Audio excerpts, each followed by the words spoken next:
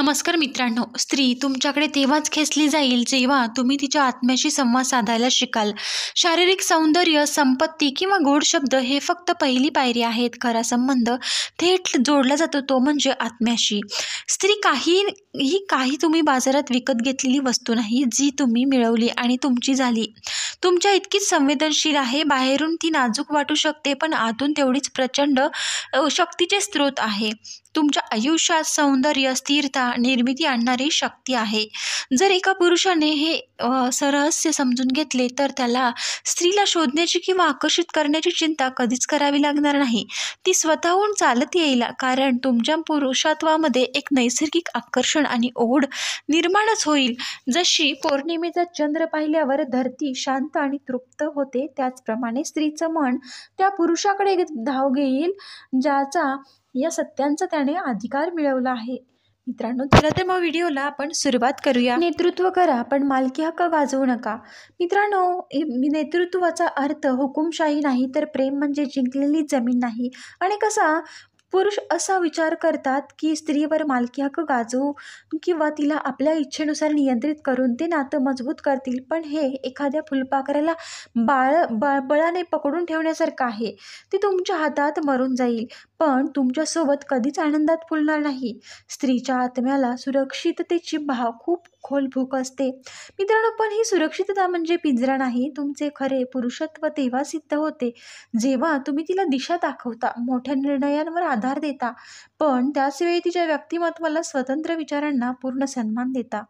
जेव्हा तुम्हाला जाणवेल की तुमचा पुरुषार्थ तिला बांधण्यात नाही, तर तिला मुक्तपणे फुलवण्यासाठी आधार देण्यात आहे, तेव्हा ती तुमच्या संरक्षणाखाली स्वतःहून सुरक्षित अनुभवेल.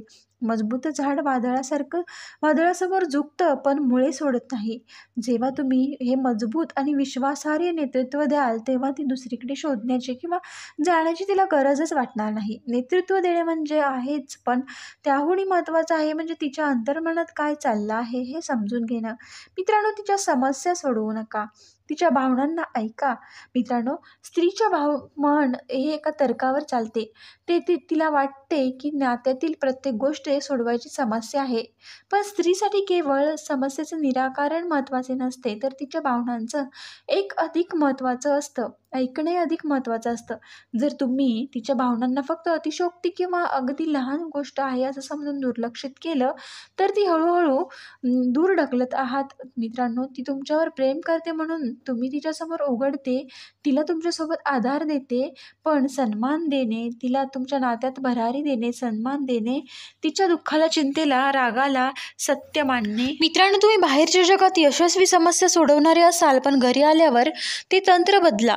जेव्हा तुम्ही स्त्रीला जाणवेल की माझ्या भावनांना किंवा स्त्रीच्या भावना ती मालकीची आहे. मित्रांनो, आत्म्याला स्वातंत्र्याची आणि अभिव्यक्तीची तहान असते.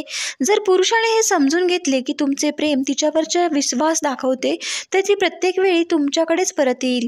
तिला तिच्या मैत्रिणीच्या वेळ घालवायला, तिचे छंद जोपासायला किंवा तिच्या कामात स्वतःची जागा बनवायला जागा द्या. जेव्हा तुम्ही तिला कोणताही जाब न विचारता आणि शंका न घेता विश्वास देता, तेव्हा तिला जाणवते की हा पुरुष माझ्यावर पूर्ण विश्वास ठेवतो आणि विश्वास तिला या जगात सुरक्षित आणि मुक्त वाटेल.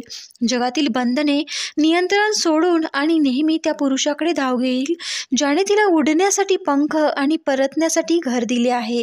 तिच्या कामात जागा देणे जितके महत्त्वाचे आहे, तितकेच तिला तुमच्या जीवनातील महत्त्वाच्या कामामध्ये सहभागी करून घेणे महत्त्वाचे आहे. म्हणूनच तुमच्या सामर्थ्याचा भाग तिला बनवा, तर ओझ्याचा नको.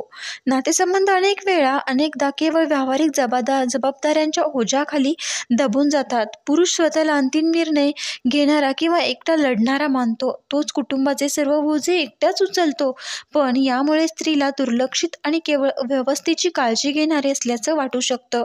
पुरुषाने हे लक्षात घ्यावं की स्त्रीला केवळ तुमच्या यशाचे फळ नको आहे, तिला तुमच्या संघर्षाचा आणि सामर्थ्याचा भागीदार व्हायचं आहे.